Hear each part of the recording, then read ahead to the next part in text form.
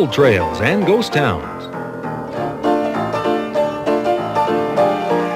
Share the adventures of our early pioneers as we explore the development of the Pacific Northwest and beyond. With your host, Mike Roberts, and historian Bill Barlee.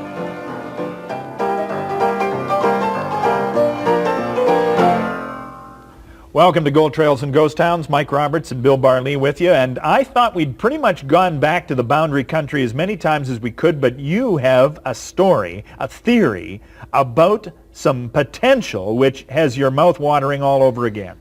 Well, Mike, it's a fascinating part of the province. First of all, for its size, it was a massive producer of copper, gold, silver, you name it. And secondly, sometimes when you do more research on a story you may have done, you get a little bit of additional information. This is what happened here. Now, we'll be touching on 3 stories today, hopefully, if we get through them all.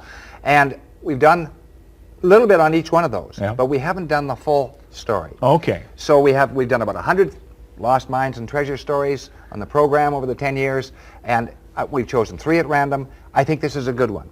Now, we touched on Sam Bombini and his lost pit of gold, gold ore. Yeah, we I touched remember on that when there were pits all over the place. That's right. Okay. And we touched on Jolly Jack Thornton and Thornton's lost mine. That's right. But I went back to see one of the family, Vera Cuthbert, who was Sam Bombini's daughter, and I said, Vera, did Sam tell me the whole story? And Sam told me when he was about 80 years old, and Sam was a marvelous man, but he held back just a little bit. He thought he'd go back, and he didn't want to give the exact details away. So she said, actually, he shifted slightly east of where he said he was. Interesting setup to that. We'll come back in just a minute to find out more about this interesting new potential of gold in the Boundary Country right after this break. Don't go away.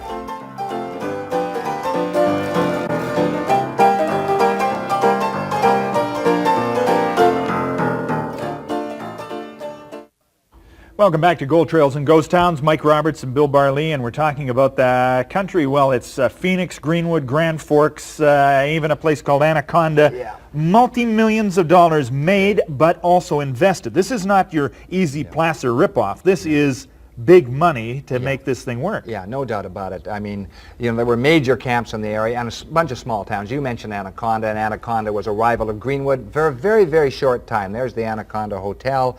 Main Street looked like it's going somewhere. It was going nowhere. And what happens, of course, Greenwood takes it over, and Greenwood is definitely, regardless what they say in Grand Forks, it was the capital of the Boundary Country, and there is Greenwood in all its glory. That's a pan view. That's around the turn of the century or just slightly after. And when you walk down Copper Street in Greenwood, you saw a significant city. It was a bona fide city. It was incorporated, and there is Copper Street.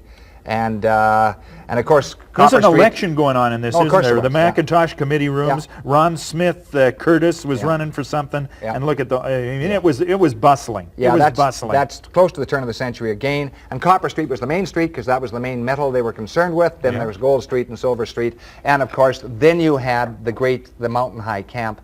And this was a bona fide city. This was Phoenix. That's Upper Town alone. That's only part of the town, Mike. So the town is in the bottom half of this photo, That's right. and then you see the mills.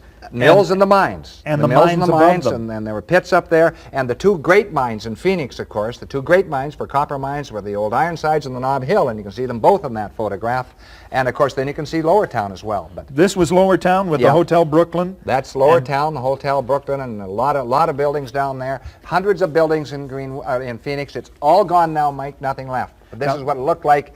This is a map of Phoenix about 1911. Yeah. Now there we have the Upper and Lower Town shown off again. Yeah. See, here's Upper Town. Yeah. And over here is Lower Town. Yeah. And just the sheer size of each one of those indicates to you just how big this community is. It was an important community. There's no doubt about it at all. It had a reputation that went right down into the States. Great Northern comes in at the bottom. Yeah.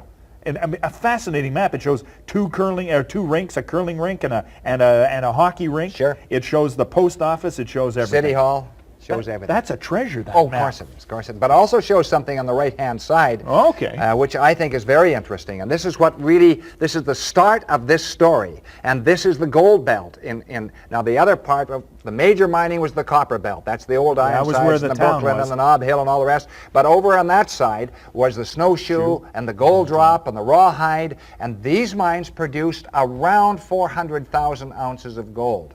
400,000 ounces of gold. Yeah, that's about 15 tons of gold. Now, when you put it in tons, that makes some impact, Mike. There's no doubt about it at all. And some of this was smelted in Grand Forks, some of it was smelted in Greenwood, and they had 3 smelters in the Boundary Country. That's the big money. I mean, Yeah. it costs big money to put smelters Oh, sure in. it did. And that's the Dominion Copper Company. That's the big smelter in Greenwood, right opposite. Remains of it are still there. The stack's still standing. And then down the creek, Boundary Creek, was the old Sunset smelter. And that gives you an idea of what the rawhide and the gold drop and the other mines, Snowshoe mines, yeah. and their gold mines in the area looked like. And they were just plowing right into the cap of rock that was there. Oh, sure. And they were, now you talk about problems with mines not going to depth. These, did they? Because they got that much gold out of them? Well, they got a lot of gold out of them, and the better ore was at the surface, and as you got down, it decreased with depth, as is the old story of the Boundary Country, and generally in British Columbia, with some rare exceptions, Mike. And the rare exception had to be Rossland, which is just a little further to the east, but the Golden City, they hauled gold out of there. Yeah, they did. Like they've never seen. That's very true, and we'll touch on that later, but essentially this gives you an idea. So we did get gold out of the Snowshoe and then the gold drop and the rawhide, and 15 tons came out of there. But where did the gold come from? Well, to assess that very, very closely, you have to look at the placer creeks. The placer creeks are the telltale sign. They're the clues you have to look at. And that's why Sam actually shifted eastward. Sam Bombini, Sam the guy you Bombini. alluded to in the first segment. That's right. And so there's a big creek coming through Greenwood, and that's Boundary Creek, and it goes down and flows into the Kettle River on the U.S. side, which is interesting. Now, there's very little gold on Boundary Creek, except when you get down to Norwegian Creek. So you'll go past Lynn Creek and Twin Creeks and McCarran Creek and all, Porter Nothing. Creek. They're all barren. They're virtually barren. But when you get to Norwegian Creek, the heavy gold starts. And I mean gold up to a quarter of a pound in the early days, quarter-pound slugs. It was ounce-a-day diggings. So that gold came from that high reaches up in there. And remember, it actually rises in the United States. So that's interesting, and that's on the west side of Greenwood. Now you go onto the east side of Greenwood, and you come down a creek that used to be called 4th of July Creek. Now, the upper part of 4th of July has no gold. But as you get down to Skeff Creek, there's considerable, chunky, rough, coarse-edged gold on Skeff Creek.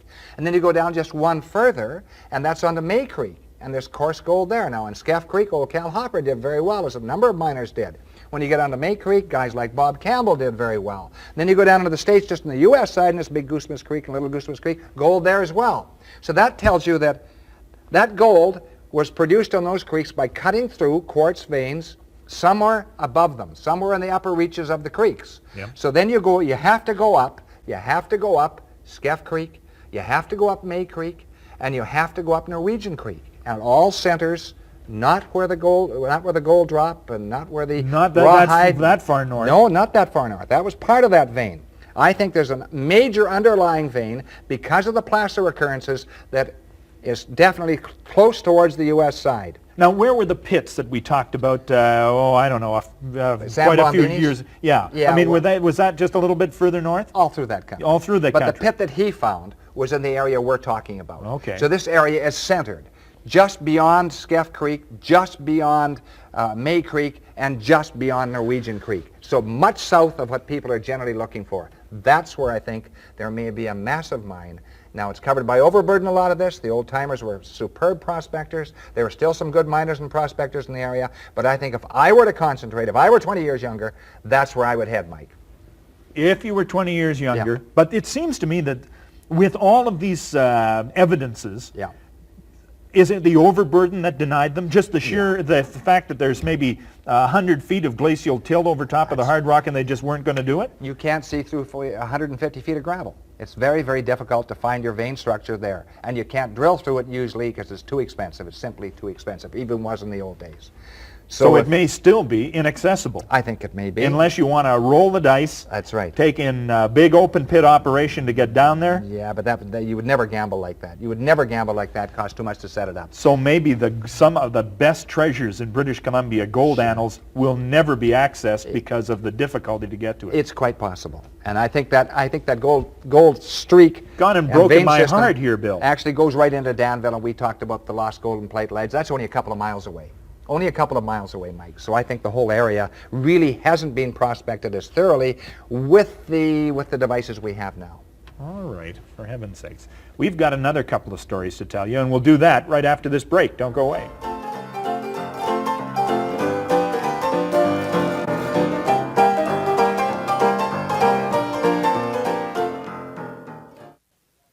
Welcome back to Gold Trails and Ghost Towns. Mike Roberts and Bill Barleen. We're talking about maybe overlooked properties. I mean, the one we just talked about around Phoenix is one. And everybody, of course, knows about Rosslyn, the Golden City, the Leroy, and all of that. But good to go back there again. Yeah, I think so. This is Lower Street. This is early Rosslyn. That's Sourdough Avenue. That's the original Avenue. That's the original avenue. That's taken about 1895, so about 100 years ago. It was a rollicking, rough, tough street, and the miners were just as tough as the town. Look at that kid is holding up auction house, sale now going on. A little kid's got a job. Of course. That could have been you, Bill. Earns a dime. A little bit later, well, that could have been later, you. A little later, And here you go. Is this Columbia? That's Columbia Avenue, and that's probably about 1896. This is after they make the major strikes on Red Mountain, and the Leroy, and the Center Star, and the War Eagle, and the Nickel Plate, and the Josie, and all the rest of those mines. Absolutely spectacular, and here it shows some of the mines. Yeah, there they are, all right there. And there they are, and I used to wander through all of these when I was a kid, Mike. It was absolutely Drove your mother crazy. Yes, she didn't like it too much. And there's a close-up of the Center Star, and look at the long chutes. What came down there? Did the ore come down from down that long chute there? No, actually, we used to walk up that. That was where the miners used to walk up to the mine. Is that right? Yeah, I remember walking up that. It was still standing when I was a kid in the late 30s, early 40s. So there's Rossland in all its golden splendor.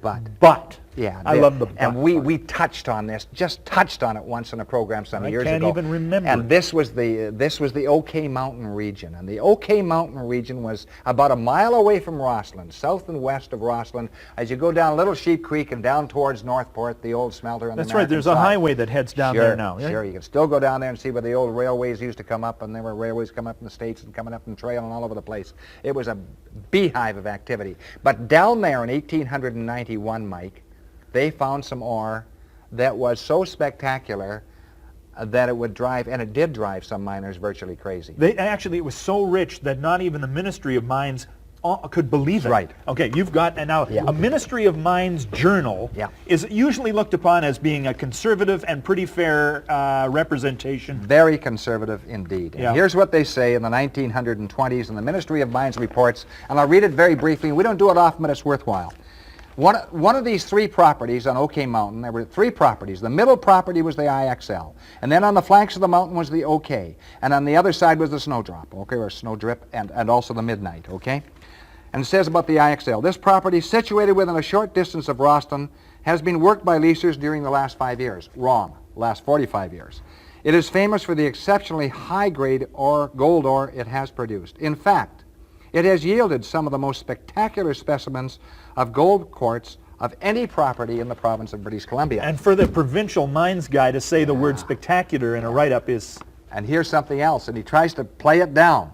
Again, 1924. Shipments of rich ore were continued during the year from the IXL. Not many have been made, but some of the values have been exceptionally high.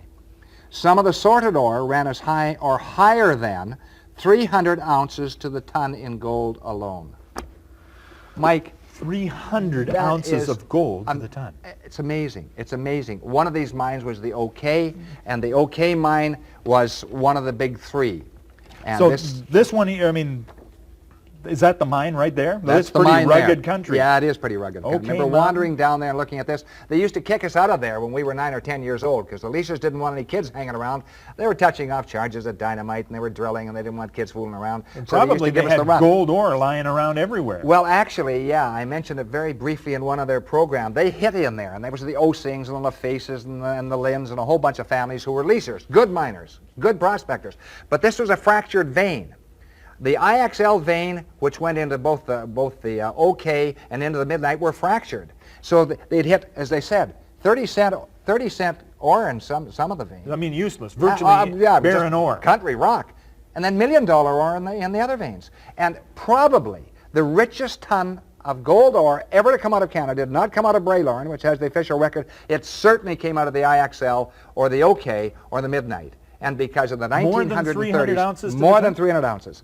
They had an accepted 800 ounces to the ton, but that was only part of it, and I mentioned it many years ago. I said, look, they produced it in Trail, and the Trail smelter is there, and you can see the Trail smelter, and here's the major smelter. This was where everybody sent their ore to get the... That's right, but behind that was a custom smelter, a little small custom smelter to run the gold. And behind that custom smelter was a walkway where all the workers came off shift. and they dumped a couple of tons of ore there from the OK Mountain region. And everybody who came by said, oh, well, they won't miss a chunk of that. And they put it in their lunch bucket. And they only got 800 ounces. It must have run at least 1,200 ounces. Some people say it ran 1,500 or 1,600 ounces to the ton. That's over 100 pounds to the ton and a little block of ore like this. You couldn't believe it. It would set a North American record. Nothing would touch it, Mike. Good And of course, you know, I remember some of the miners used to go up to the Irvin Hotel, and Irvin Hotel was owned by old Sam Irvin, and there it is. I used to walk up there. That's on Leroy Avenue, and old Sam's in that photograph, and they would go up there and talk about whether they were going to go back and mine this property or not. These are the guys that just come out of the 30-cent a ton stuff. Of course, and they go back to drown out their sorrows and stay at the Irvin Hotel, and then somebody come up and say, hey, 2 weeks later, they hit a spectacular run of ore on the IXL. Back they'd go. Back they'd go. And it's still there. People are still poking away at it 100 years later, more than 100 years later, but it's a fractured system. It's sheared off. And they don't know how to follow it. You look at the mine maps. They didn't know which way they were going. They were going by luck and miners' sense of feel almost. Yeah. I mean, if we could now, looking at a surface map, you know, of a city map. Yeah. But when you're doing gold, you have to tilt the world up, and you enter on a here, and the seam would be here, and then suddenly it would reappear down here, and then down here, and you'd have to fiddle around to find it. I'll tell you what you can do, Mike. You can take a look at the 1935 report of the Minister of Mines, and it'll tell you how tough that ground was to mine. But it is literally million-dollar ore when they hit it. When they don't hit it, it's 30-cent ore. End of story. That is the OK Mountain area, just south and west of Rossland, down the road that heads down to Northport, Washington. Yep. Excellent. All right, for heaven's sakes. Yeah. And I mean, it just again takes a few. And the old adage is, to find gold, look where gold's already been found. Of course, you stay in that area. Well, a stone's throw from Red Mountain. Okay, now to wrap up, where do we go now? You've got a big theory about horsefly. Yeah, I have, and we did a story on horsefly some years ago. But, you know, horsefly is interesting, and I'll tell you why it's interesting. A Chinese prospecting party went into followed down the Horsefly River, panning as they went in the 1860s. Nobody's quite sure because they kept it quiet. And they found a patch of placer ground there, which was absolutely spectacular. They took out around 100,000 ounces. Now, 100,000 ounces is about 4 tons, if I'm assessing that correctly. 4 tons, and it was in cemented gravel. It was fairly deep, but it was only in a patch of ground about 5 acres. That's all. And when they came to the cemented gravel, they had a tough time pounding it down. They couldn't do it, so some other miners took over, like W.C. Ward. And W.C. Ward went in there in a huge operation, and there's the mill. And that was used to putting that cemented gravel. And when you get cemented gravel, Mike, quite often you get good gold in it. Now, that's strange, but it's true. It's not an infallible rule, but it's a good rule. So he put that ore through there, or the gravel through there that was cemented together, pounded it down, and then washed out the gold. And you can see how deep he went. There's a hydraulic elevator to pull the gravel up and put it through, and that picture's never been published before either. Look at that. That is all of the workings, all of the tailings, all of the unusable gravels that have been dumped on the side. Yeah. And again, a big structure. Lots of investment needed to put that together. Oh, yeah. We don't know how he did. He didn't republish the report, so I don't think he did too well. Okay. And here are some other ones down here as well. This shows the workings. That shows the workings, how deep they are. And they're using a hydraulic down there. Hydraulic doesn't have a lot of effect on cemented gravel, but some of the gravel above it and below it, it did. And it was a blue lead. When you find a blue lead is kind of a clay layer, and when you go down to the blue lead, usually the gravel above it is good, especially if it's oxidized. And that was the case. But once they got beyond it, Mike, once they got beyond this area, it ran right out. And that map, which was published, I think, in the 1920s, if I remember correctly, comes from the Minister of Mines reports again. That map tells you they drilled all over the place. They put shafts down. That's what all of these 21 foot to bedrock, 17.5 to bedrock, 25.5 to bedrock. And you always go to bedrock because your best values almost always are on bedrock or within 18 inches or 2 feet, unless there's a false layer above, which is a false bedrock. But it wasn't there. So they got it in that 5 acres, and then it disappeared. Now they found what they thought was the old channel, but there wasn't any gold in it. So here you had several tons of gold being run down from an original load somewhere close or fairly far away from Horsefly. And it sets there, and it puts it down, several tons of it, and they can't find it anywhere else, Mike. Well, what is your suggestion, Well, sir? I would suggest, and people have done this, of course, the good miners and the good prospectors have looked in the hilly country close by to see if there's a high run that was running this gold down into Horsefly, and they can't find it. So this has been a puzzle in the Caribou country for about a century and a quarter. About a century and a So quarter. what you're saying is that you've got no particular better idea except that for anybody who's interested, if it can occur in one little 5-acre chunk, you got to know it's occurring at another little 5-acre chunk somewhere in consolidated gravels in that area. Well, we have to look at the geological background of it. That gold traveled, and it traveled for some miles. And when it traveled, it always loses some gold, even if it comes in a rush, you know, in a freshet. It does lose the coarser gold. So some of it got down to the Horsefly River.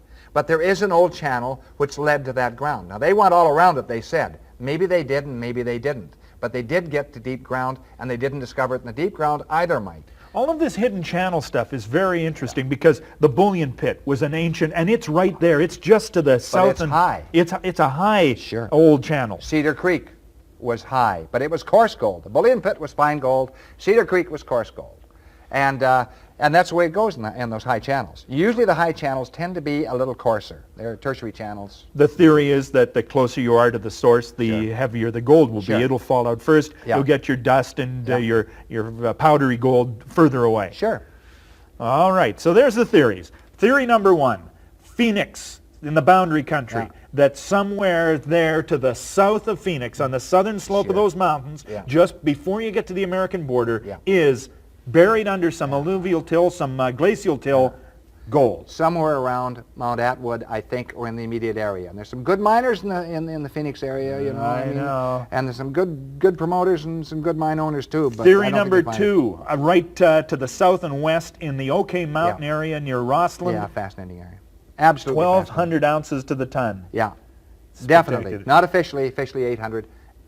Unofficially, at least 1,200. And the third theory, at Horsefly, because they found the spectacular amount of gold in a little 5-acre area of consolidated cemented gravels, there's got to be another chunk somewhere. Sure, something leads to it. You exhaust me, Bill. I'm telling you, one of these days I'll just want you to take me to a creek with gold bumpling out of it, and we won't have to do this searching and theorizing. Well, the problem is, Mike, the old-timers didn't miss much. I guess so. Our story today from 3 locations in British Columbia, all of them a puzzle, but if you're fascinated, wander on back there. I mean, Horsefly's up in that Williams Lake country. You can get there easy and then start salivating about the whole thing. Gold Trails and Ghost Towns, we'll see you again next time.